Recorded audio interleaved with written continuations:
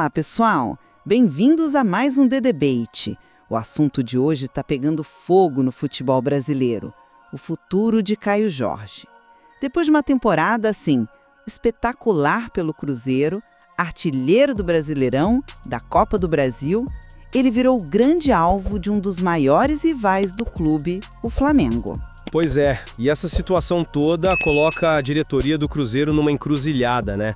A questão que fica, com base no que a gente apurou, é a seguinte: o clube deve vender o seu principal ativo para um concorrente direto, aproveitando uma chance financeira que talvez nunca mais apareça, ou deve bater o pé e manter o jogador como a peça central do seu projeto, custe o que custar. A minha posição, olha, é bem clara. Vender o Caio Jorge, ainda mais para o Flamengo, seria um erro estratégico, um erro esportivo gigantesco.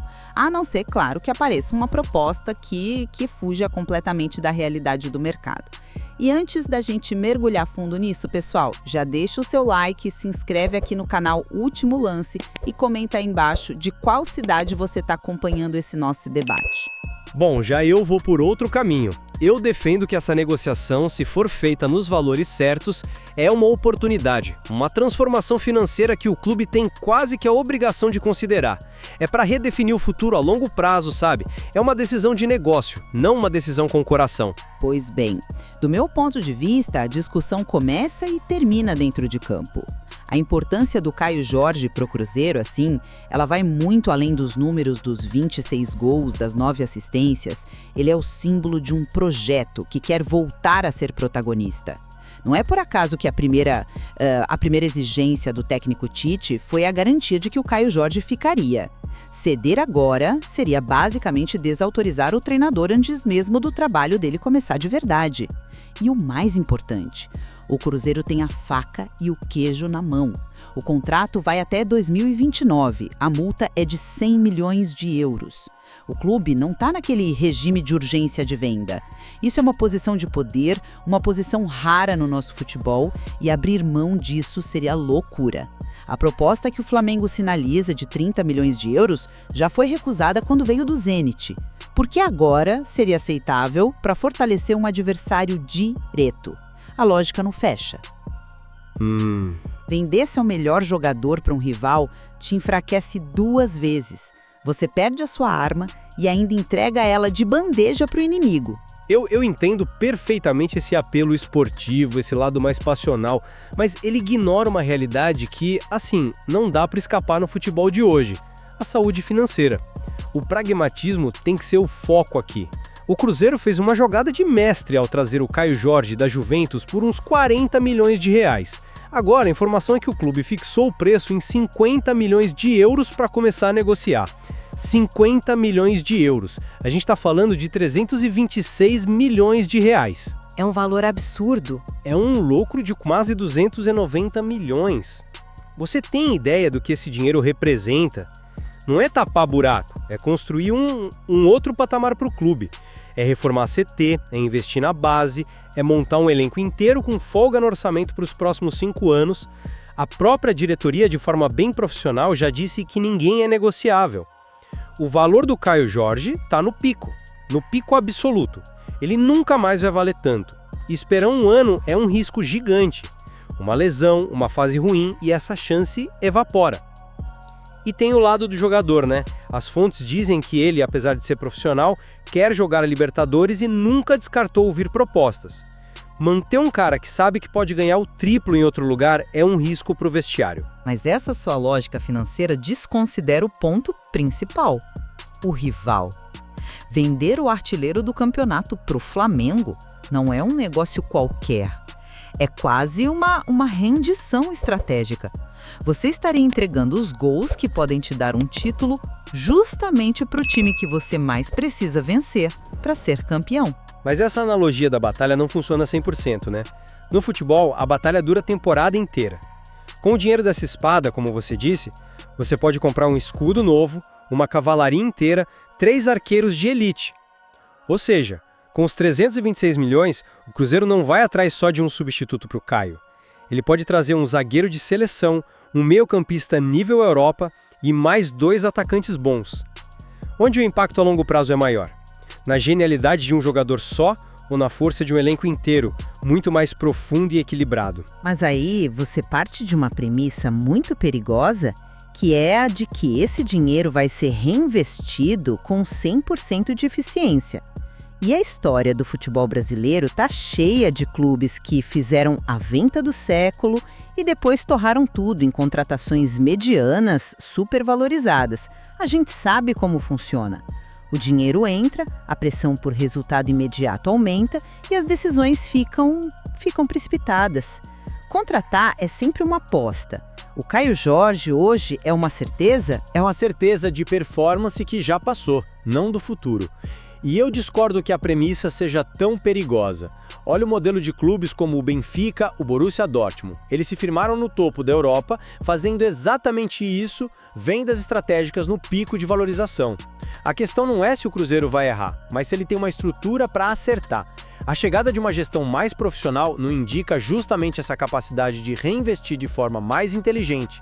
Manter o jogador por puro medo de errar no mercado é admitir uma fraqueza de gestão. Não é medo, é estratégia. O maior trunfo do Cruzeiro, que a sua análise parece diminuir um pouco, é justamente não precisar do dinheiro agora. Essa posição de não ter urgência é o que permite ao clube ditar as regras. Permite dizer não obrigado aos 30 milhões do Zenit, permite agora olhar para o Flamengo e falar: o preço é a multa, 100 milhões de euros, ou isso ou ele fica. Isso não é inércia, é uma demonstração de força, de que o projeto esportivo está acima da oportunidade de negócio. A multa existe para proteger o clube de situações exatamente como essa. E qual o custo de oportunidade de não ganhar um Brasileirão por ter vendido seu artilheiro para o time que foi campeão? Certo, esse seu ponto sobre a posição de força é válido, mas ela só tem valor se for usada para maximizar o ganho, não para impedir um negócio.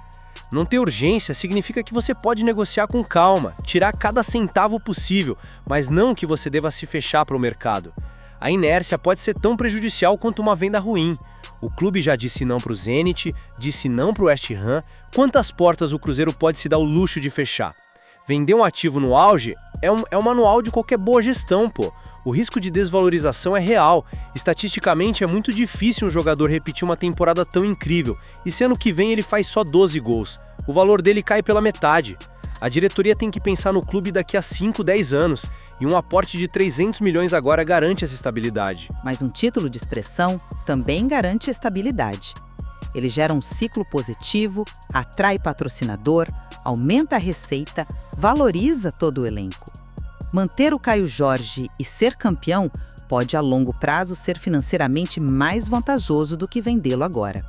É a diferença entre o lucro de hoje e a construção de uma hegemonia. E isso me leva ao projeto esportivo. Manter o Caio Jorge atendendo ao pedido do Tite é uma mensagem poderosa. Sinaliza para o mercado, para os outros jogadores, para a torcida, que o Cruzeiro não é mais um clube de passagem. É um clube que quer títulos. Isso tem um valor que não se mede em dinheiro. Olha, eu tava pensando em ir naquele restaurante novo que abriu perto do parque. Parece que eles têm umas opções vegetarianas bem interessantes por lá. Concordo que a mensagem é importante, mas de que adianta a mensagem se o destinatário principal, o próprio jogador, talvez não esteja 100% convencido? A fonte é clara, ele nunca descartou ouvir propostas. Isso não é a fala de alguém que vai ficar amarrado ao clube. Agora, seja honesta, se o Flamengo, que hoje tem um projeto esportivo para ganhar títulos imediatos, como a Libertadores, que é inegavelmente mais consolidado, se ele chega com um salário que dobra o que o Caio ganha hoje, como você segura esse jogador? Você segura com um projeto igualmente ambicioso. O desejo dele de jogar a Libertadores pode ser realizado no Cruzeiro.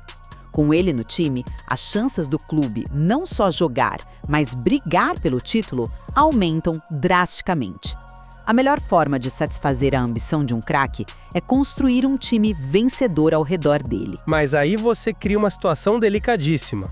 Você pode acabar com um ativo de 50 milhões de euros no seu elenco, que no fundo queria estar em outro lugar. Isso é uma bomba relógio no vestiário. Um jogador desse nível, com a cabeça em outro projeto, pode ter uma queda de rendimento. E aí o Cruzeiro fica sem o dinheiro e sem a performance. A negociação nesse cenário vira uma gestão de risco humano. Talvez a solução mais limpa para todo mundo seja o acordo. O Cruzeiro recebe um valor que muda a sua história, o Flamengo leva o craque que quer e o jogador vai para o projeto que ele acha melhor para a carreira dele. É um negócio onde potencialmente os três saem ganhando. Eu discordo que o Cruzeiro sairia ganhando. Sairia com muito dinheiro, sim, mas com um buraco no time e na alma da torcida que dinheiro nenhum preenche. Olha, para fechar o meu ponto, eu continuo achando que a permanência do Caio Jorge é a única decisão coerente com um projeto de grandeza. O impacto esportivo da saída dele, ainda mais para fortalecer um maior rival, seria devastador. A venda só faria sentido por um valor que inviabilizasse o rival, algo perto da multa de 100 milhões de euros, o que parece irreal. O foco do Cruzeiro tem que ser o campo. Já a minha conclusão é que a oportunidade financeira é simplesmente grande demais para ser ignorada. Um lucro dessa magnitude não garante um título, é verdade, mas pode garantir uma década de competitividade e saúde financeira. Gerir um clube hoje em dia exige decisões de negócio, por mais dolorosas que sejam. Capitalizar em cima da temporada histórica do Caio Jorge, vendendo ele no seu valor máximo absoluto, é um movimento mais estratégico que a diretoria poderia fazer pensando no futuro sustentável do clube. É pensar como uma grande empresa. Fica muito claro que não tem resposta fácil, né?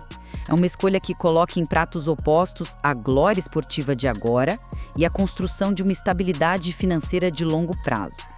É o tipo de decisão que pode definir não só a próxima temporada, mas o rumo de um clube por muitos e muitos anos. Exatamente. E qualquer que seja o caminho que a diretoria do Cruzeiro escolha, ele vai ser analisado e, com certeza, vai ter consequências profundas para o futuro do clube. A análise de todas essas informações revela ainda mais camadas sobre as implicações do que pode ser uma das transferências mais impactantes da história do futebol brasileiro.